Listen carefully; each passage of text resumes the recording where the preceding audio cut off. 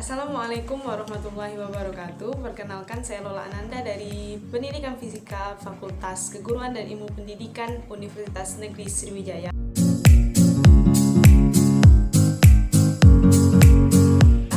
Baiklah, pada kesempatan kali ini saya akan menjelaskan sedikit mengenai literasi sains, literasi data, dan literasi teknologi. Pertama-tama jangan lupa di subscribe dulu. Terima kasih.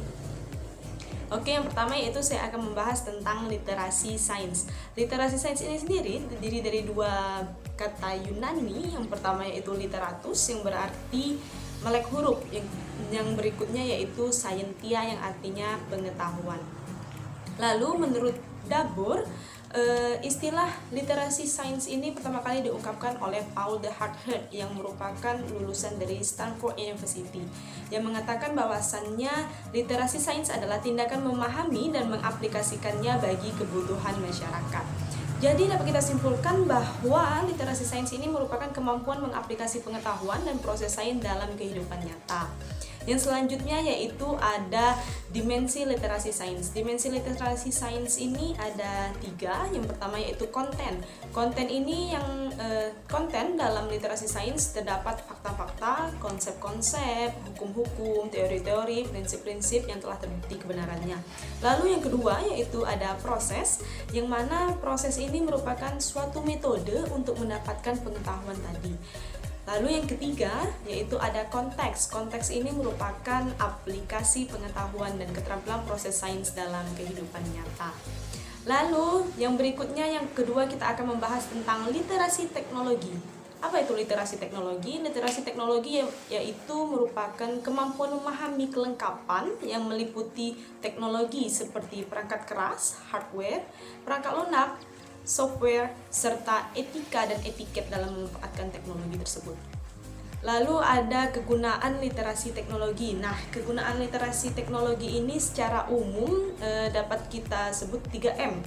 Yang pertama yaitu mencari informasi, lalu mendapatkan informasi, serta menyebarkan informasi. Lalu yaitu aktivitas penggunaan teknologi. Nah, aktivitas penggunaan teknologi ini biasanya erat kaitannya dengan kehidupan kita sehari-hari di zaman sekarang tentunya. Secara umum biasanya aktivitas teknologi ini digunakan untuk membaca situs web, mengakses video, serta menggunakan situs sosial. Ya, seperti kita ketahui banyak situs sosial sekarang.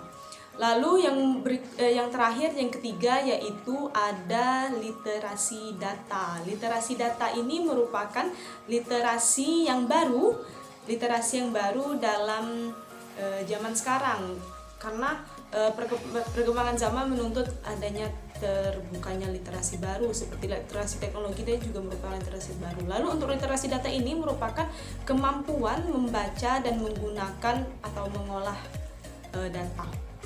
Contoh dari literasi data ini yang sekarang yang sedang booming-boomingnya yaitu ada ojek online, ada online shop. Biasanya para pengguna atau para pemakai dari ojek online atau maupun online shop ini biasanya jika anda seorang pelanggannya, nah tentu saja itu data tersebut telah diolah dalam aplikasi tersebut agar tidak tabrakan dengan pelanggan yang lainnya. Misalnya si A mau ke tempat B, nah si B juga mau ke tempat A.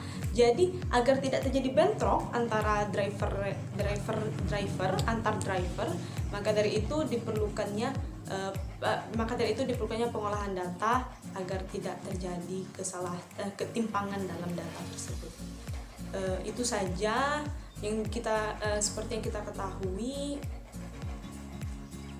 Zaman sekarang literasi tidak hanya literasi data, tidak hanya literasi membaca, budaya literasi membaca, tapi kita juga memerlukan banyak literasi lainnya untuk mampu bersaing dalam kehidupan sekarang, masa sekarang, teknologi sekarang, agar kita tetap dapat sukses dalam kehidupan sekarang. Oke, terima kasih atas perhatiannya. Itu saja pembahasan kita kali ini. Semoga bermanfaat bagi kita semua. Jangan lupa di like, comment, and subscribe. Thank you. Assalamualaikum warahmatullahi wabarakatuh.